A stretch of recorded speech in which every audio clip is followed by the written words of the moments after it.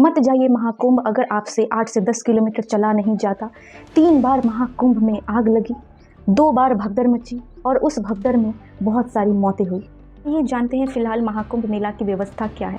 फिलहाल कोई भी पीपा पुल चालू नहीं है, 1 या 2 सिर्फ खुले हुए हैं। अभी भी महाकुंभ में बहुत भीड़ है, लोग आ रहे हैं हजारों और लाखों की संख्या में। डायरेक्ट रास्ता बंद कर दिया गया है, 2 किलोमीटर की जगह अब 4 किलोमीटर चलना पड़ रहा है। शास्त्री ब्रिज की तरफ से अब जाना पड़ेगा। अगर आपके साथ बुजुर्ग या बच्चे हैं उन्हें बहुत चलना होगा। आइए जानते हैं महाकुंभ की जो कथा है, पौराणिक कथा, उसमें क्या है। अगर पौराणिक कथा की माने तो महाकुंभ की जो कथा है यह कैसे स्टार्ट हुई, इसकी कहानी बहुत ही अलग है। कुंभ मेला हिंदू धर्म का एक बहुत बड़ा और महत्वपूर्ण धार्मिक आयोजन है जो हर 12 साल पर लगता है। इस बार महाकुंभ प्रयागराज में लगा है, जिसकी शुरुआत 13 जनवरी 2025 से हो चुकी है, जिसका समापन 26 फरवरी 2025 को होगा। इस मेला का आयोजन खास तौर पर 4 पवित्र स्थान पर होता है: हरिद्वार, प्रयागराज, उज्जैन और नासिक। इन स्थानों को पवित्र माना जाता है क्योंकि ऐसा माना जाता है कि जब देवता और असुरों ने समुद्र मंथन किया था तब यहाँ पर अमृत की कुछ बूंदें गिरी थी। माना जाता है कि इसमें गंगा, यमुना और अदृश्य सरस्वती के संगम में स्नान करने से पापों का नाश होता है और मोक्ष की प्राप्ति होती है। कुंभ मेला साधु संतों और गुरुओं और भक्तों के मिलन का एक बहुत बड़ा केंद्र है, जहां लोग भक्ति, ज्ञान और सेवा का आदान प्रदान करते हैं। यह मेला आस्था और ध्यान के लिए भी बहुत महत्वपूर्ण माना जाता है। अब प्रश्न है, कुंभ मेला हर 12 साल में ही क्यों लगता है? कुंभ मेला का आयोजन खगोलीय घटनाओं के आधार पर होता है। जब बृहस्पति ग्रह कुंभ राशि में प्रवेश करता है और सूर्य मकर राशि में होता है, तब कुंभ मेला आयोजित होता है।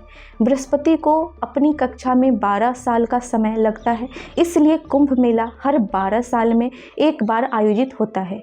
ज्योतिष शास्त्र में 12 राशियाँ होती है और जब बृहस्पति और सूर्य इन राशियों में आते हैं तब यह मेला आयोजित किया जाता है। बाबा बागेश्वर का कहना है, कुंभ मेले में जितनी भी मौतें हुई हैं वह मौत नहीं, उनको मोक्ष की प्राप्ति हो गई। क्या ऐसा आप लोगों को भी लगता है? क्या हम माने कि ऐसा है कि जिन्होंने अपनी जान दी उनको मोक्ष की प्राप्ति सच में हो गई? मोक्ष माने क्या?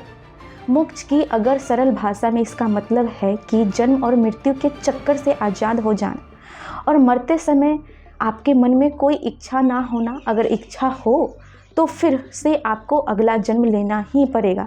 लेकिन कुंभ मेले में जिनकी भी मौतें हुई वह कुचले गए, गिर गए, सांसें नहीं ले पा रहे थे। क्या अपनी मर्जी से उन्होंने मौत को प्राप्त किया? और कुछ सूत्रों की माने तो लोगों का कहना है, जो ग्राउंड लेवल पे जिन्होंने अपनी आंखों से यह घटना देखा, उनका यह कहना है कि जो लोग मर रहे थे, मरते मरते पानी पानी चिल्ला रहे थे, उनको पानी भी नहीं कोई देने वाला था।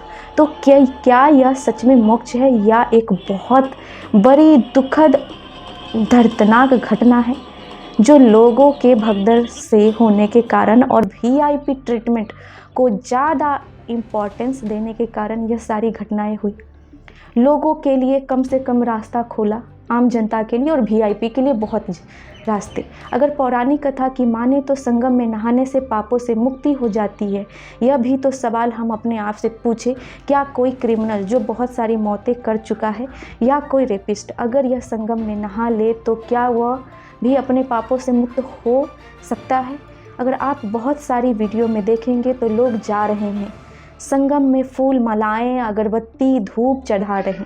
कुछ लोग तो ऐसे हैं कि संगम में भी शैम्पू से स्नान कर रहे हैं। हिंदुओं ने नदियों को भी माता माना है और अगर हमारी माता बीमार है, गंदी हो चुकी है हमारी ही वजह से, क्योंकि हमने बहुत प्रदूषित कर दिया है अपनी नदी को, हम क्या इतना नहीं कर सकते कि अपनी माता के लिए हम सिर्फ हाथ पैर धोए और कुछ पानी की बूंदें अपने ऊपर रखकर और चले आए? क्या ऐसा नहीं हो सकता? हमारा रिस्पॉन्सिबिलिटी नहीं है इन नदियों के प्रति? ये क्वेश्चन अब अपने आप से पूछिए। बस नमस्ते दोस्तों, इस वीडियो में इतना ही, मिलते हैं अगली वीडियो में।